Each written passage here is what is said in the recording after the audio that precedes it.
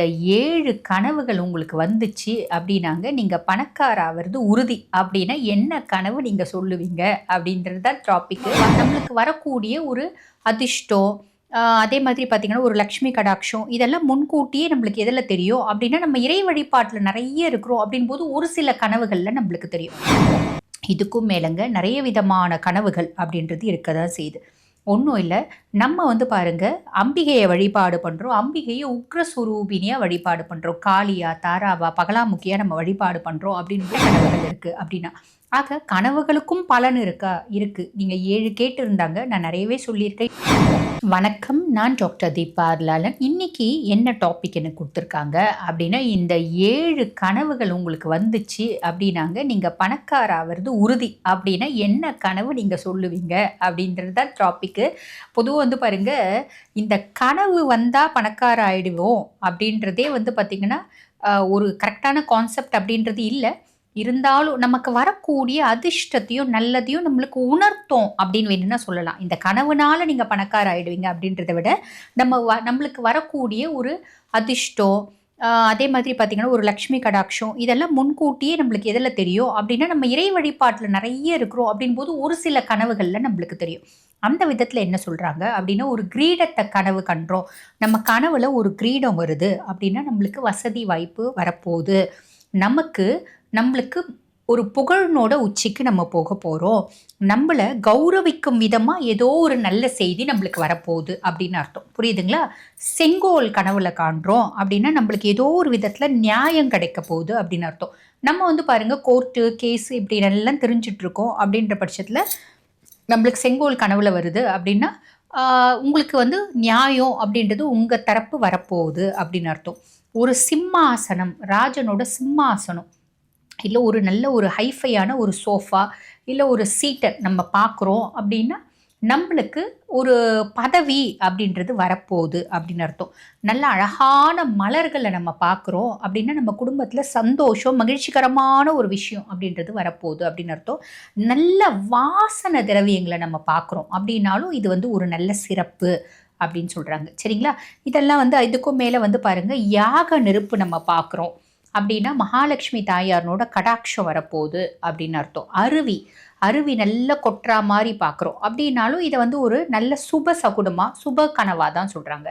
அதுக்கப்புறம் நான் முன்னமே சொன்ன மாரி சென்ட்டு இதெல்லாம் பார்க்கும்போது, சென்ட் நம்மளுக்கு வந்து பாருங்க தூக்கத்தில நெறைய வாசனாதி திரவியங்கள் இருக்கும். அந்த வாசனையும் நம்ம வந்து ரியலைஸ் பண்ணுவோம். அந்த மாதிரி இருக்கு அப்படின்னாலும் குடும்பத்தில ஒரு மகிழ்ச்சி, ஒரு ஹேப்பி நியூஸ் வரப்போகுது, ஒரு மங்கள செய்தி வரப்போகுது அப்படின்னு அர்த்தம். நெறைய நகைகள பார்க்குறோம். என்னங்க பொம்பளைங்க நகைகள பார்க்கறது ஒரு சாதாரண விஷயம் தான் இல்லைங்களா? நம்ம இல்லைங்க. நெறைய வந்து பாருங்க ஒரு ஒரு அறைக்குள்ள நம்ம போறாம இருக்கும். அந்த அறையில நெறைய வந்து பார்த்தீங்கன்னா, ஒரையா இருக்க மாரி நெறைய விதவிதமான பாத்திரங்கள். நம்ம குபேரன் முன்னாடி பார்த்தீங்கன்னா, சங்கநிதி, பதுமநிதி வச்சிருப்பாங்க. அந்த மாரி நெறைய பாத்திரங்கள்ல எவ்வளோ நகைகள், காசு இருக்கு. அந்த மாரி காசு, நகை, பணம் கட்டுக்கட்டா இருக்க மாரி எல்லாம் கனவு நம்ம வந்து காண்றோம் அப்படின்னா, அது வந்து குட் லக் வரப்போகுது. நம்மளுக்கு ஏதோ ஒரு நல்ல விஷயம் வரப்போகுது. நம்மளுக்கு வசதி வாய்ப்பு ஏதோ ஒரு விதத்தில காசு வரப்போகுது அப்படின்றத உணர்த்துது. சரிங்களா? அதுக்கு மேல ஏரோப்ளேன்ல நம்ம பறக்கிற மாதிரி நம்மளுக்கு கனவு வருது. அப்படியே இதுவரைக்கும் நம்ம ஏரோப்ளேன்ல போயே இருக்க மாட்டோம். ஹெலிகாப்டர்ல பறப்போம், ஏரோப்ளேன்ல பறப்போம். அந்த மாதிரிலாம் பறக்கிற மாரி இருந்தா நம்ம வாழ்க்கையில உயரப் போறோம் அப்படின்றது காமிக்கும். அதே மாரி இந்த ரோலர் கோஸ்டர்ல கீழ இறங்குற மாரி பார்க்குறதில்ல.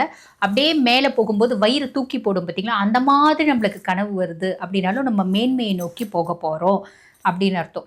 மழை பெய்யுது. மழை வந்து பாருங்க நல்லா அழகா துபு துபு துபு துபுன்னு ஊத்தல. அடமழை, பேய் மழை இல்ல. நல்லா அழகா வந்து ஒரு தென்றலோட ஒரு ரம்மியமான மழை பெய்யுது அப்படின்னாலும் அது விசேஷம். அது குட் லக் அப்படின்னு சொல்லுவாங்க. கோயில கனவுல பார்க்குறீங்க அப்படின்னா, நம்மளுக்கு ஒரு இறையாற்றல் நிறைஞ்சு இருக்கு. இறையாற்றல் வரப்போகுது அப்படின்னு அர்த்தம். நம்ம தூக்கத்தில யாரோ ஒருத்தவங்க நல்ல இவ்வளோ கட்டு பணம் நம்மகிட்ட கொண்டாந்து குடுக்குறாங்க. குடுத்தா நல்லாதாங்க இருக்கும். கரெக்ட்டு தான். குடுத்தா நல்லா தான் இருக்கும். அந்த மாதிரி நம்மளுக்கு யாராவது காசு கொண்டு வந்து குடுக்குறாங்க அப்படின்னா கூட, நம்ம யாருக்கோ காசு குடுத்துருக்கோம். அவங்கள நம்ம குடுக்காம ஏமாத்துறாங்க. அவங்க கிட்டேருந்து நம்மளுக்கு நம்ம திருப்பி நம்ம குடுத்த காசு வரும் அப்படின்னு அர்த்தம். கனவுல வந்து பாருங்க, நாகங்கள் சேரும் பார்த்தீங்களா? பின்னி பிணைஞ்சு சேர்றது. இது வந்து பார்த்தீங்கன்னா, ஒரு குட் லக் அப்படின்னு நெனைக்கிறாங்க. குட் லக்கா சொல்றாங்க. பசுவோடு கன்றுவையும் பார்க்கறது. அதாவது தாய் சேய் குழந்தையோட கன்றோட பசுவ பார்க்கறது அப்படின்றது ஒரு மங்களகரமா இருக்கும். அந்த வந்து பாருங்க பால்காரு குழந்தை, அதாவது அந்த பசு மடியிலேருந்து பால் கறக்கிற மாதிரி, அதுவும் ஒரு மங்களமான கனவு. நம்ம பால் கறக்கிறதுக்கு முன்னாடி குழந்தைக்கு வந்து பார்த்தீங்கன்னா இந்த கன்று தாய் மடியிலேருந்து பால் குடிக்கும். அதுக்கப்புறம் பால்காரு எடுத்து வந்து கட்டிட்டு பால் கறக்கிற மாதிரி, இதுவும் வந்து பார்த்தீங்கன்னா ஒரு நல்ல கனவு அப்படின்னு சொல்கிறாங்க. இதுக்கும் மேலங்க நிறைய விதமான கனவுகள் அப்படின்றது இருக்க தான் செய்யுது. ஒன்றும் இல்லை, நம்ம வந்து பாருங்க அம்பிகையை வழிபாடு பண்ணுறோம். அம்பிகையை உக்ரஸ்வரூபினியாக வழிபாடு பண்ணுறோம். காளியா, தாராவா, பகலாமுக்கியாக நம்ம வழிபாடு பண்ணுறோம் அப்படின்னும் போது கருப்பு கலர் பூனையை நம்ம கனவுல காண்றது அப்படின்றது காளியினோட கடாட்சம் உங்களுக்கு கிடைச்சிருச்சு, காளியினோட கருணை பார்வை அப்படின்றது உங்களுக்கு கிடைச்சிருச்சு அப்படின்றத உணர்த்தும். புரியுதுங்களா? இப்போ நீங்கள் நாகரை வழிபாடு பண்ணுறீங்க அப்படின்னு வச்சுக்கோங்களேன், நாகராஜா வழிபாடு பண்ணுறீங்க, இல்லை நாகலோகத்து அரசியான மானசா தேவியை வழிபாடு பண்ணுறீங்க அப்படின்னும் போது பாம்புகள், பெரிய பெரிய பெரிய பெரிய பாம்புகள் கனவுல வருது அப்படின்னா அந்த தெய்வத்தை வழிபாடு பண்ணும்போது பாம்பு வருது அப்படின்னா அது நல்ல விஷயம். அதே மாதிரி நீங்கள் ஒரு மந்திர சித்தியில் இருக்கீங்க அப்படின்னா ஒன்றும் இல்லைங்க. இப்போ நானே வந்து உங்களை பார்த்துருக்கேன், நானே உங்களுக்கு ஒரு மந்திரம் கொடுத்துருக்கேன்னு வச்சுக்கோங்களேன். ஒரு உதாரணத்துக்கு இப்போ நான் உங்களுக்கு வந்து பாருங்கள் அம்பிகையினோட மந்திரம் கொடுத்துருக்கேன். அந்த அம்பிகையினோட மந்திரம் ஒரு சவாலாக் அப்படிம்பாங்க. சவாலாக்னா 1.25 லட்சம், 1.25 லட்சத்துக்கு மேலே தாண்டிடுச்சு. இல்லை நீங்கள் எந்த வழிபாடு அம்பிகையினோடது 1.25 லட்சத்துக்கு மேலே தாண்டுதுன்னு போது வெள்ளை பாம்பை கனவுல பார்ப்பீங்க. வெள்ளை பாம்பை கனவுல பார்க்குறீங்க அப்படின்னா அந்த தாயினோட மந்திரம் உங்களுக்கு சித்தியாக ஆரம்பிச்சிடுச்சு அப்படின்னு அர்த்தம். புரியுதுங்களா? அதுக்கும் மேலேங்க இதெல்லாம் உண்மைதானாங்க அப்படின்னா கேட்கக்கூடாது. இதெல்லாம் வந்து அனுபவிக்கிறவங்களுக்கு தெரியும். இப்போ அம்பிகையை நீங்கள் ஆத்மார்த்தமாக வழிபாடு பண்ணுறீங்க, ரொம்ப நாள் வழிபாடு பண்ணுறீங்க, நடுவில் தடம் புரண்டுட்டீங்க. எனக்கு வந்து பாருங்கள் வீட்டில் குடும்பத்தில் ஒரு ஒரு உதாரணமாகவே சொல்லலாம். நம்ம வீட்டில் வந்து பாருங்கள் எனக்கு இல்லற சுகம் கிடைக்கல, எங்கள் வீட்டுக்காருக்கு இல்லற சுகம் கொடுக்க முடியல, நான் ரொம்ப நல்ல வந்து ஒரு இறை பக்தியில் தான் இருந்தேன். நான் திடீர்னு தடம் புரண்டி நான் கொஞ்சம் சில பல தப்புகள் செய்ய ஆரம்பிச்சிட்டேன். அந்த மாதிரி நம்ம எத்தனை இல்லத்தரசிகளை பார்க்குறோம். அந்த மாதிரி ஒரு அம்மா தடம் புரண்டாலும் அவள் அம்பிகையினோட ஒரு அதீத பக்தையாக இருந்தா அப்படின்னா என்ன ஆகும்னா, இது வந்து கண்டிப்பாக இந்த மாதிரி கனவு வந்தவங்க கமெண்ட்டில் போடுங்க. அதாவது ஒரு வெள்ளை கலர் சிங்கம் வரும். வெள்ளை கலர் சிங்கம் வந்து நீ ஏதோ ஒரு இடத்துக்கு போகாமல் இருக்கும், உன்னை அப்படியே கவ்வி கொண்டு வந்து உன்னோட பழைய இடத்துல விடும். இதுவும் வந்து பார்த்திங்கன்னா நம்ம அந்த மாதிரி உன்னதமான ஆத்மாக்கள் தடம் புரள்றாங்க அப்படின்னும் போது இந்த கனவு வரும். இது வந்து எத்தனையோ கிளையன்ட்ஸ் என்கிட்ட சொல்லியிருக்காங்க. அப்போ நான் கேட்பேன், இல்லைம்மா நீங்கள் தடம் மாறி இருக்கீங்க, என்னம்மா தப்பு தண்டாக்கு போனீங்க, வேணாம்மா, நீங்கள் இறை வழிபாடு, உங்கள் வாழ்க்கை இறை வழிபாடுக்கான வாழ்க்கை. ஒரு சில ஜாதகம் இருக்குங்க, அவங்களுக்கு வந்து பாருங்கள் தாம்பத்தியம் பெருசாக இருக்காது. இது ஏன், எதுக்கு, எதனால் அதை தாம்பத்திய சுகம் கிடைக்கல, அதுக்கு நிறைய விஷயங்கள் இருக்க தான் செய்யுது. அப்போ பொதுவாக வந்து ஒரு வார்த்தை சொல்லுவாங்க, வீட்டுக்காருக்கு இப்போ செவ்வாய் தோஷம் நல்லா இருக்குன்னு வச்சுக்கோங்களேன். ஒய்ஃபுக்கு பொதுவாக வந்து பாருங்கள் செவ்வாய் தோஷம் இல்லாதவங்கள கல்யாணம் பண்ண மாட்டாங்க, செவ்வாய் தோஷம் இருக்கவங்கள தான் கல்யாணம் பண்ணுவாங்க. அப்படி பண்ணுறாங்க அப்படின்னும் போது அவங்களுக்கு உக்கிரமாக இருக்குது, இவங்களுக்கு கம்மியாக தான் இருக்குன்னு போது அவங்களுக்கு வந்து தாம்பத்தியம் அப்படின்றது இல்லாமல் போகிறதுக்கான வாய்ப்பும் இருக்குது. இது ஜோதிட ரீதியாக அந்த மாதிரி இருக்க ஜாதகம் நாங்கள் எத்தனையோ பார்த்துருக்கோம். புரியுதுங்களா? அவங்களுக்கு வந்து பாருங்கள் 12ஆம் பாவத்தில் சுக்கிரன் இருப்பான், செவ்வாய் வந்து பாருங்கள் 4, 7, 8 இதில் ஏதாவது ஒரு பார்வை சுக்கிரனை பார்ப்பான். அந்த மாதிரி இருக்க லேடிஸ்க்கும் வந்து பார்த்திங்கன்னா இந்த மாதிரி ஒரு ஹிடன் ரிலேஷன்ஷிப்ஸ் அப்படின்னு சொல்லுவாங்க பார்த்தீங்களா, ஒரு மறைமுகமான மற்றவங்களுக்கு தெரியாத ஒரு வாழ்க்கை அப்படின்றது வரும். அப்போ அவங்க வந்து பாருங்கள் நல்ல இறை வழிபாட்டில் இருக்காங்க, அப்படி தடம் புரள்றாங்க ஜாதக ரீதியாக அப்படின்னும் போது இந்த மாதிரி கனவுகள் வரும். புரியுதுங்களா?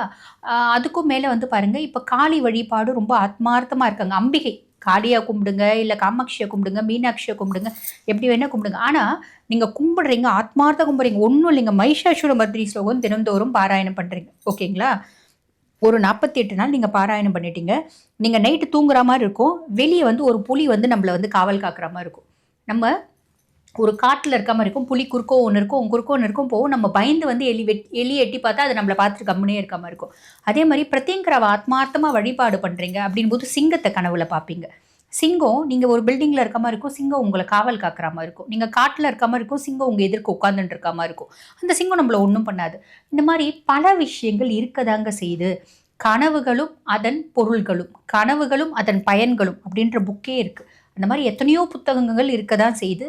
கனவுகளை வச்சு பலனறிஞ்சு அதுக்கேற்ற மாதிரி வழிபாடை பண்ணுறவங்களும் இருக்க தான் செய்கிறாங்க. ஒரு பயங்கரமான கனவு அதெல்லாம் வருது அப்படின்னா நம்ம பொதுவாக என்ன பண்ணணும் அப்படின்னா, சட்டுன்னு எழுந்துட்டு லைட்டை போட்டு திரும்பி படுத்துடணும். தூக்கம் கலைஞ்சிடுதுங்க, சட்டுன்னு எட்டு லைட்டை போட்டு திரும்பி படுத்துடணும். அதுக்கும் மேலே வந்து பாருங்கள், கொஞ்சோண்டு தண்ணியில் உப்பு தெளித்து உப்பு போட்டு அந்த தண்ணியை தெளிச்சுட்டு படுக்கணும். தூக்கம் கலையுது அப்படின்னா லைட்டை போட்டு திரும்பி மட்டும் படுத்துக்கோங்க. அதுவும் பண்ணலாம். இல்லை ஒரு தண்ணி குடிச்சிட்டு ஒரு 2 நிமிஷம் உட்காந்துட்டு திரும்பி பண்ணலாம். முருகனை கும்பிட்டுக்கலாம், இல்லைனா விபூதியை வச்சுட்டு திருப்பி படுக்கலாம். கெட்ட கனவுகள் இருக்குது அப்படின்னா. ஆக கனவுகளுக்கும் பலன் இருக்கா? இருக்குது. நீங்கள் 7 கேட்டிருந்தாங்க, நான் நிறையவே சொல்லியிருக்கேன். இன்னும் நிறையவே இருக்குது. இனி வரும் பதிவுகளில் பார்க்கலாம். ஆக இந்த பதிவு உங்களுக்கு பயனுள்ளதாக இருக்கும்னு நினைக்கிறேன். இதே மாதிரி இன்னொரு பதிவில் உங்களை சந்திக்கிறேன். நன்றி.